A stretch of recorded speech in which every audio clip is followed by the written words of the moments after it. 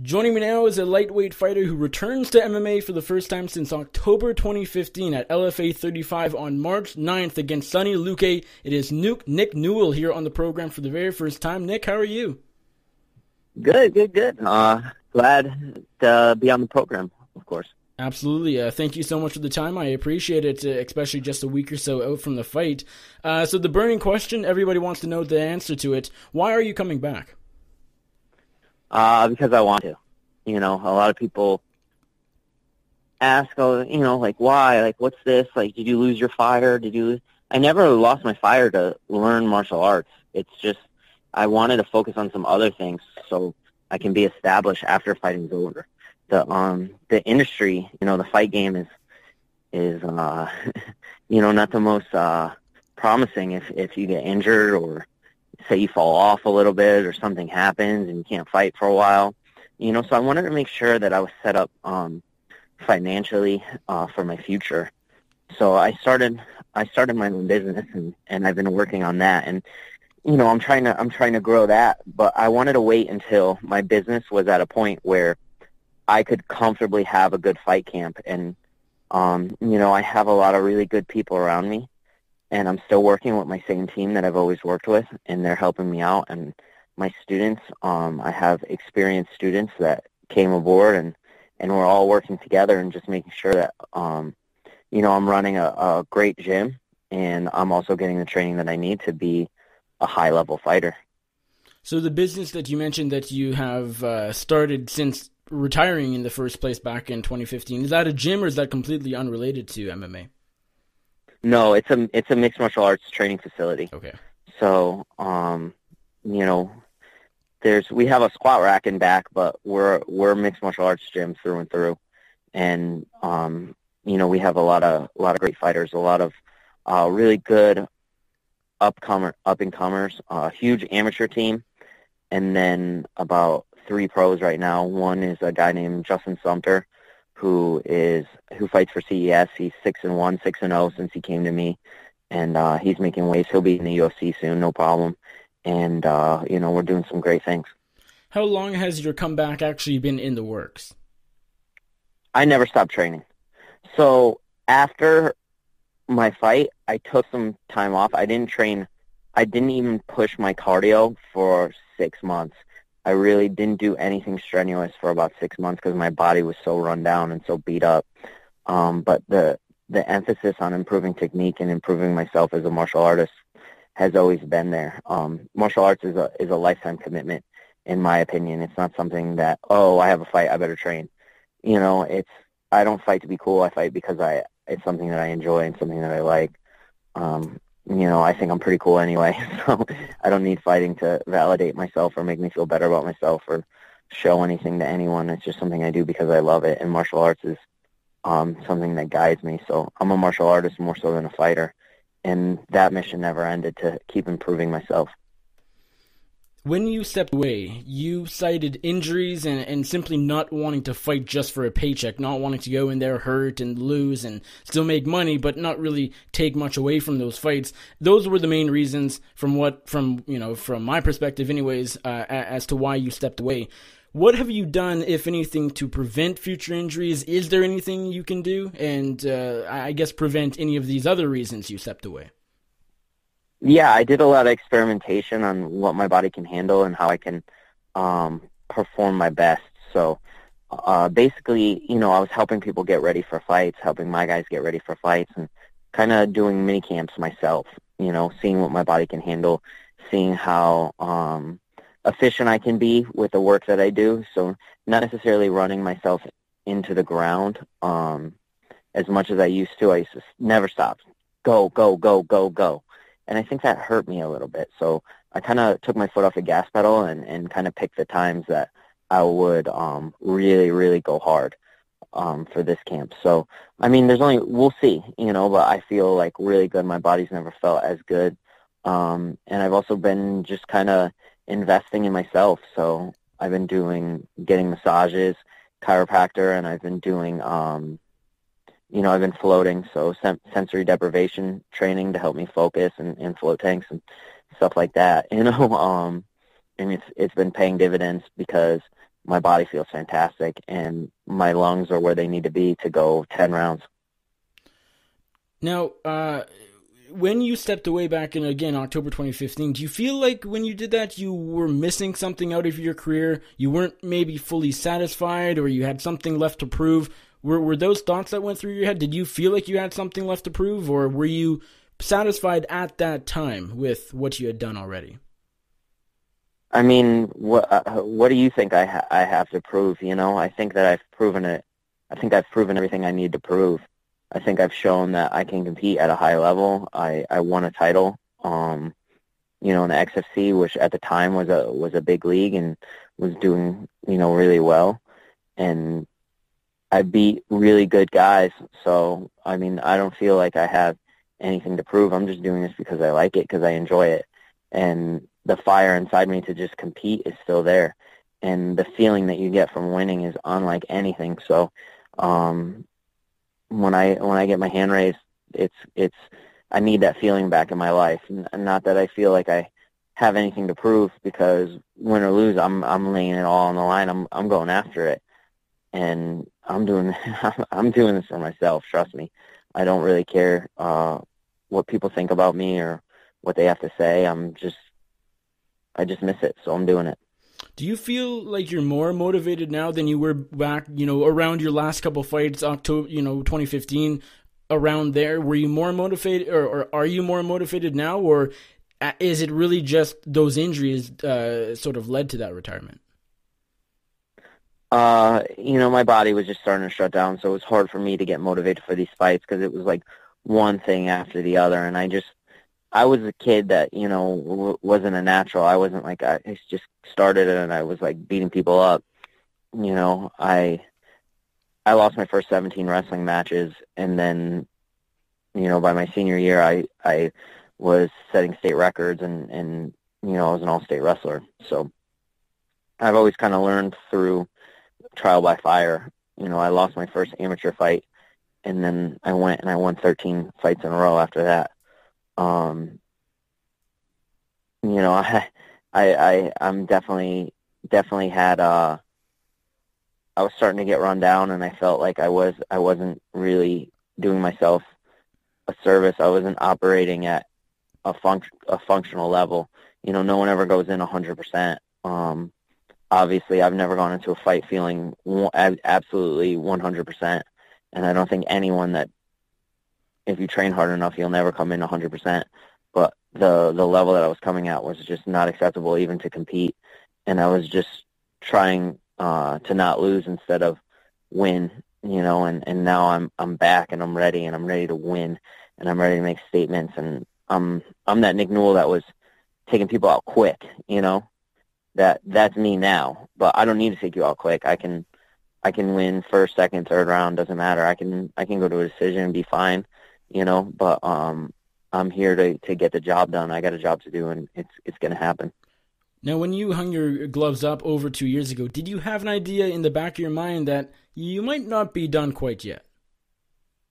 I just didn't want people to bug me, but my main focus was going to be on starting a business and really focusing on my future, more so long-term investments, because you can only fight for so long, but you can teach martial arts for a pretty long time, so I wanted to kind of just get my business started and kind of see where that went, but not give myself a timeline or make any promises. So with that in mind, are you at all surprised during this spot that you have decided to eventually take another fight? No, I'm not really surprised. Honestly, skill-wise, I'm way better than I was before. Anything that you've seen from me in the past, I'm multiply it times 5. I'm really, something clicked, and honestly, teaching martial arts has really helped improve my technique. Technically, I'm on another level, and a lot of the mistakes and things that I did in the past are gone, and I'm ready to just go out there and kind of show it. Heading into your first fight back in 2.5 years or so, LFA 35, of course, coming up in a week. Are you nervous? I'm sure you're excited. What are your emotions going in? Uh, everyone asks me this. I have a job to do, you know. I have a guy standing across the cage that, it's a tough guy. I looked him up. I never heard of him before I got offered the fight, and I actually said yes to the fight before I looked him up. And after I looked him up, I'm like, okay, this guy, he's a fighter. He's a tough guy, and he's going to be trying to make a name for himself off me. This is like the biggest opportunity that he's ever had. So I'm aware of that. I'm ready for that, and that doesn't scare me. I fought guys, that in similar situation like that before, and I'm ready to just take them out, and I'm operating on efficiency, not emotion. You mentioned earlier that no fighter goes into about 100% healthy, 100% just in general. But you, back in 2015, your last couple of fights, that percentage was very low. Where do you feel like you're at now going into this fight? I feel really good. I'm an honest man. I'm at about 90, so it's good. My body's a little run down, and after just from training hard, but no glaring injuries, nothing serious, and by the time fight starts, I have that week where I take it easy. I should be at about 95% ready to go. With LFA, is this just a one-fight deal and sort of see how it goes and then play everything by ear, or did you sign a multi-fight contract with them? No, 3 fights. Okay. 3 fights I signed with them, and I plan on following through on all those fights, and I'm here to show how good of a martial artist I am, and whoever they call me up and whoever they offer, that's who I'm going to fight. That's what I told myself when I signed this contract, that I talked to them. I said, your vision's my vision, so whoever you throw up against me, the answer is yes, I'll take the fight, and we'll just go from here. Why did you, coming off a 2.5-year layoff or so, why did you ultimately opt to sign a 3-fight deal and commit to 3 fights, or commit to more than 1 fight, really? I mean, I feel like a lot of people coming in off a retirement, off a long layoff, they might want to sort of take a 1-fight deal almost as a trial period, see how it goes. Maybe you don't like it. Maybe you think you'll enjoy it, and maybe you end up just not enjoying it. I doubt that happens, but anything's possible. Why did you ultimately sign a 3-fight deal and not just a 1-fight sort of trial period? It was a good offer. I liked it, and I'm all in or all out with the way I do things. So I'm all in. I'm ready to do this. I'm ready to prove it. And, I take it 1 fight at a time, but this one I'm ready. I'm really excited for, and, hopefully I'll get the other 2 in maybe before the end of the year. Do you have any concerns about ring rust? Is that even something you believe in? No, I don't believe in it really. I'm definitely not nervous. I've competed hundreds and hundreds of times in the past, and I know how good I am, so I'm not really worried about anything.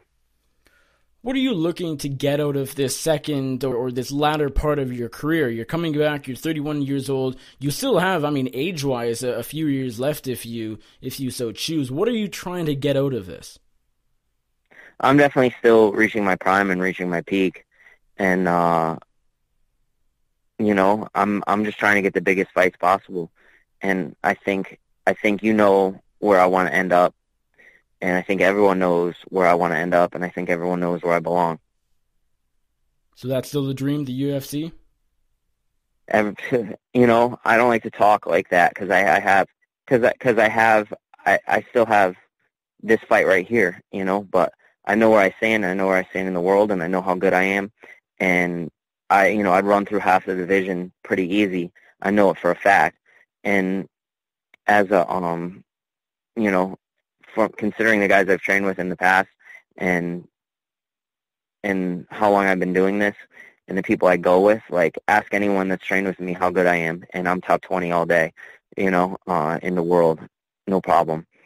And I just have to show it, and I have to prove it, and part of it is getting that opportunity. So I'm just going to keep my mouth shut, and after I show what I'm capable of, that's when I'll start talking. But before that, I don't like to say anything. I like to just go out there and show it, and then I can talk. Why did you decide to go to LFA and not return to WSOF, now PFL? Is it simply just LFA had the better contract? Contract, opportunity. You weren't interested in the You know, tournament? um, I honestly, I kind of stayed out of it, and I have a great manager, and he's always kind of steered me the right direction.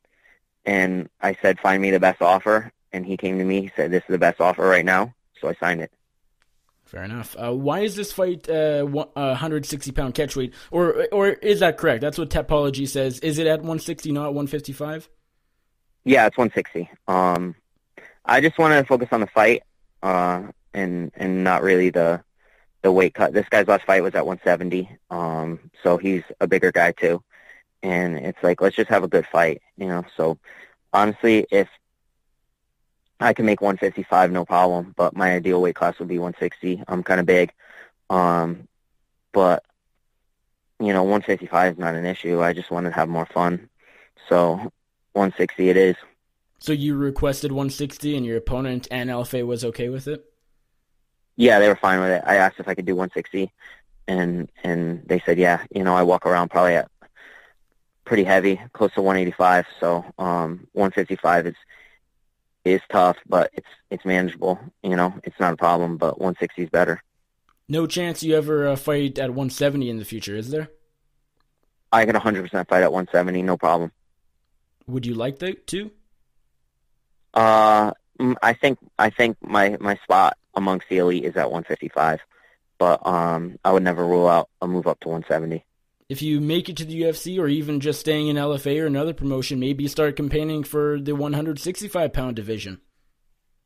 Yeah, I mean, either or. It's not really a complaint. Like I said, I can make 155 no problem. It's just a lifestyle. It's just a lifestyle thing, Sure. So I switch a few things. 160, 155. It's not really that big of a difference. I just asked for it, and my opponent agreed to it. So it's not something that I'd even look into too much. Next one will be at 155. And then, if I get a good opportunity at 170 pounds, I'll take that too. Well, it's LFA 35 on March 9th. You're taking on Sonny Luque in your first fight since October 2015. Nick, last question for you. How do you get the job done? That's something you're going to have to wait and see. But certain things, certain skills you can see that I possess is timing, range, footwork, is on point.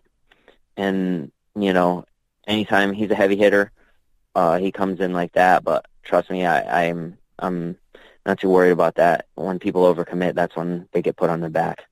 So, and that's when they get caught with precise striking. So I'm not too concerned, or wary of what he offers. I respect him as a person and as a man and as a competitor. But I believe in myself, and that's what really matters, and that's what's driven me to become the person I am and achieve the things that I've achieved. And it's just going to be my day. And all the best to him. I hope he had a great camp. And afterwards we'll be cool. But I have a job to do, and I'm just prepared to do it. Awesome, Nick. Thank you so much for the time. Best of luck to you on March 9th. Before I let you go, let my audience know where they can find you on social media. And if there's anybody you'd like to thank or you give a shout out to, the floor is yours. Yeah, so you can find me on social media at Notorious Newell on Instagram and Twitter. And then on Facebook.com/Nick Newell MMA. And just shout outs to my team, Fighting Arts Academy. Springfield, Massachusetts is where I came up. I just opened up my own gym in West Haven, Connecticut. Come through and train with us. You can walk off the street and train with me. Our gym's really awesome, accepting facility, and we work with everyone. And, I'm about to go teach a kids class in 4 minutes. So, if you want a good instructor that really cares, I think that this is a spot to go to.